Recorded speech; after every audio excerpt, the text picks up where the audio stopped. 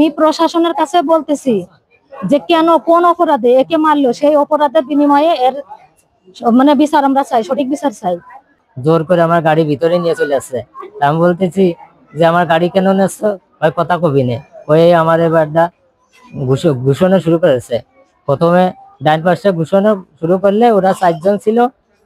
আমার নাম মোহাম্মদ রফিক হোসেন, আমার গ্রাম ছোট কলিমপুর। আমি বাইনামোর উপজেলার ওই জায়গা বসে রয়েছি গাড়ির ভিতরে। এর মাঝে আমার এক চাচতো ভাই ছোট কলিমপুর গ্রাম, তার নাম হচ্ছে জান্নাত। সে এসে বলে কি কাদের আসলে তোমার খুঁজতেছে, মানে রিজার্ভ যাবে। আমি বলছি রিজার্ভ আমি যাবো না। তারপর তাহলে নাম্বারটা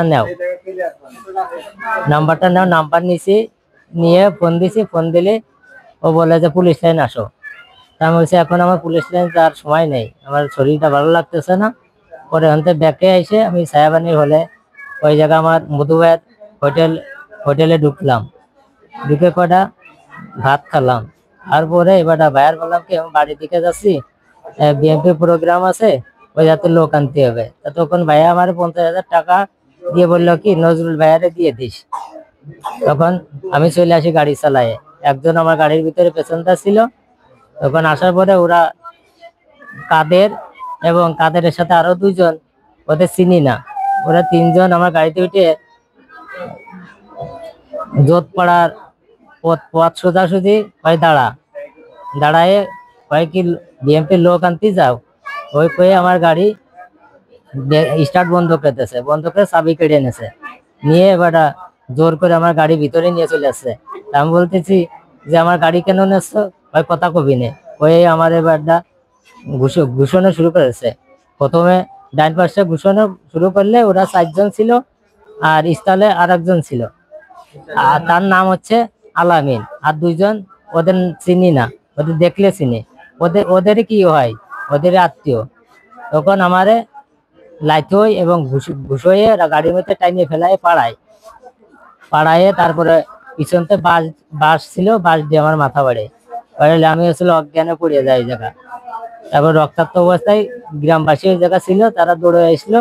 আশা করে তাদেরও মানে না, তারা তখন বড় একটা ভূমিকা নিলে ওরা ছুটে চলে গেল।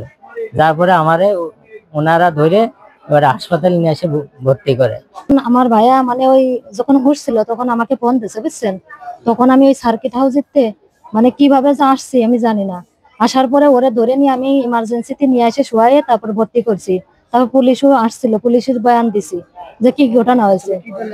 তা এখন আমি তো মনে করি আমার ভাইয়ের কোনো অপরাধ না, আমি তো কোনো অপরাধ খুঁজে পাচ্ছি না। আপনারা মাগুরা জেলা কিংবা হাজরাপুর ইউনিয়নে এই ছেলের সম্পর্কে আপনারা তদন্ত করেন যে এটা নিরীহ ছেলে, এই নিরীহ ছেলের কেন মারলো, কোন অপরাধে মারলো, সেইটা আপনারা বিচার করেন।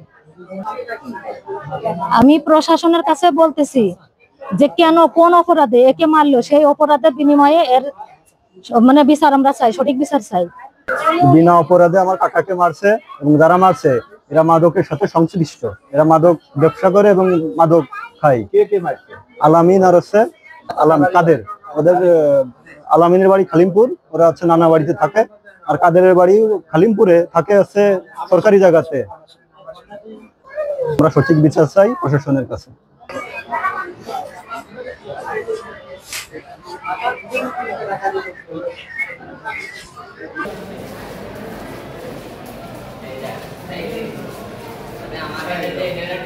যে ছেলেটা মার খাইছে আমার জানা মতে ওই গ্রামের সবচাইতে নিরীহ এবং একটা ভদ্র ছেলে। এই ছেলেটা যে যারা মারিছে এরা হচ্ছে বাবার ব্যবসা করে, এরা হলো বাবাখোর, নেশাখোর। এরা হচ্ছে যে পুষ্কনির বাউড়িতে আড্ডা মারে আর খায়। মাঝে মধ্যে এই রফিক নামে যে ছেলেটা মার খাইছে ওই পুষ্কনির বাউড়িতে এসে বসে। এইটা এরা ডিস্টার্ব মনে করে ওরে কয়েকবার মারার জন্য চেষ্টা করেছে। অনেক সময় লোকজন ঠেকায় দিয়েছে, কিন্তু ওরা আজকে মাগুরার থেকে আসার পথে ওরা মাগুরা ভাইনা মোড় থেকে ওর গাড়িতে উঠে আইসে ছোট ব্রিজ তালতলার ওইখানে আমার জানা মতে ওরা হচ্ছে গে ওই জায়গায় আসার পরে এলোপাতাড়ি ভাবে মার শুরু করে। মারার পরে এক পর্যায়ে জখম হয়ে যায়। যখন ওরা যখন মনে করে যে ছেলেটা মারা গেছে, তখন এই মৃত্যু নিশ্চিত জেনে তখন ওরা ওই জায়গা থেকে বিদায় নেছে। তখন পাবলিক জুটে যখন দাবড় দিয়েছে, তখন ওরা হচ্ছে গিয়ে দৌড়ে পলাইছে। পরে আমরা গ্রামের মানুষ বিপদে পড়লে মার খেলে যেতে হয়, এই জন্যই যাওয়ার পরে হসপিটালে দেখি। দেখার পরে দেখলাম যে একটা আশঙ্কাজনক অবস্থায় আছে। তখন ডাক্তারদের সাথে আলাপ করলাম। ডাক্তার সাহেবরা ওখানে বসে বোর্ড বসায় বলল যে আমরা রিপোর্ট রিফার করতে পারি, তার আগে একটা কাজ করতে হবে, সেটা হলো আপনার সিটি স্ক্যান রিপোর্ট দেখাতে হবে আমাদের। আসলে কি যে মারছে?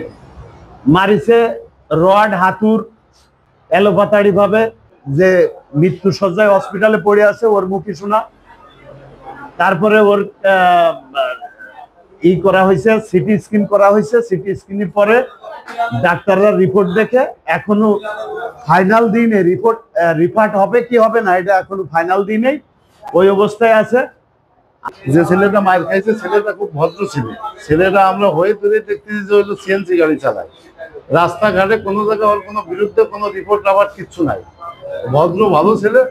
এখন এরা যে মারিছে এই বিষয়টা ওর বাড়ির সামনে বসে এরা এই অবৈধ জিনিস খাওয়া খাই করে, ওর বাড়ির সামনে বসে। হয়তো বাড়ি যদি আসছি ওর সামনে বলি, হয়তো বলে যে আমার বাড়ির সামনে তোমরা এই কাজটা করে না। এর কারণে এইটুকু পরে নির্ভর করে আছে এরা ওর মারিছে। মৃত্যুর সাজা আমরা শুনেছি তো ওই জায়গার লোক না ঠেকালে মারি ফেলি, এতটুকু আমরা শুনেছি। হসপিটালে যেও শুনেছি যে আপনার যে ছেলেটা মারিছে একজনের নাম হলো আলামিন, একজনের নাম হলো কাদের, আর তিনজনেরও নাম জানে না। এই 5 জনে মারিছে, মারিয়ে পুরা চলে গেছে। পরে ও হলো হসপিটালে। মোহাম্মদ মধুমুল্লাহ, বাড়ি খালিমপুর। আসলে একটা টাকার কথা শুনলাম, আসলে কি ঘটনা ঘটছে একটু বলেন তো। সকালবেলা আমার এই ছোট ভাই জায়গাটা নাস্তা করতে আসে। নাম কি? সকালবেলা নাস্তা করার পরে আমি ওর কাছে 50,000 টাকা দিলাম যে আমার নজরুল ভাইয়ের কাছে এই 50,000 টাকা দিয়ে দিস, ঠিক আছে। তো ও আমার এই জায়গা থেকে যাওয়ার 10 থেকে 15 মিনিটের ভিতরে আমার ফোন দিছে।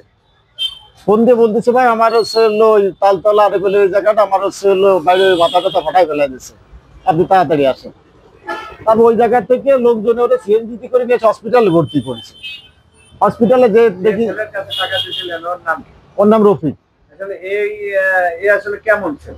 এই ছেলেটা মনে করেন যে আল্লাহর রহমতে এর কোনো বদনাম নেই, ঠিক আছে। এর এলাকায় অনেক সুনাম আছে, এর কারোর সাথে কোনো জোর ঝামেলা গ্যাঞ্জাম খেসখেসি কোনোদিন কারোর সাথে করে না, বা এর চরিত্র সম্পর্কে কেউ কোনো রকমের বাজে কথা বলতে পারে না, ঠিক আছে। তারপরে ওর মারতে কারা? এখন মা দিচ্ছে ওরই বাড়ির প্রতিবেশী, পাশের বাড়ি আর কি, নাম হচ্ছে আলামিন, আর একটা ছেলের নাম হচ্ছে কাদের, ঠিক আছে। এদের সাথে এর কোনো ঝামেলা আছে কিনা আমি জানি না, বা এলাকার লোক কেউ জানে না, ও বলতে পারে না। কিন্তু হঠাৎ করে ওরা এই 5-6 জন মিলে মনে করেন যে ওরা এইভাবে রাস্তাতে ডাইকে নিয়ে যে সাইডে নিয়ে এইভাবে মারছে। আপনি আসলে প্রশাসনের কাছে কি দাবি করেন? না, এর সুষ্ঠু একটা বিচারক, ঠিক আছে, দৃষ্টান্তমূলক শাস্তি হোক। আমি তো ধরে নেই এই হোটেলের থেকে মনে করেন যে আই ইনকাম করে আমি এই টাকাটা আমার একটা কাজের জন্য আমার ভাইয়ের কাছে পাঠাচ্ছিলাম, ঠিক আছে। আর এই টাকাটা তো মনে করেন আমার খুব কষ্টের টাকা, 50,000 টাকা আমার কাছে বিরাট কিছু। ওর কাছে দিছিলেন, ওই ছেলেটা খুব বিশ্বাস্ত। আমার বিশ্বাস্ত ছেলে, আমার ভাই বুঝেছেন। ওর কাছে দিছি যে তুই টাকাটা দিবি, বিশ্বাস না হলে তো দিতাম না। আমি কষ্টের টাকাটা যারা নেছে, ঠিক আছে, আমার এই টাকাটা ফেরত দেওয়া হোক। আর আমি আইনের কাছে বিচার চাচ্ছি, সুনির্দিষ্ট একটা বিচার জন্য হয়, সঠিক বিচার জন্য আইনের কাছে আমি পাই।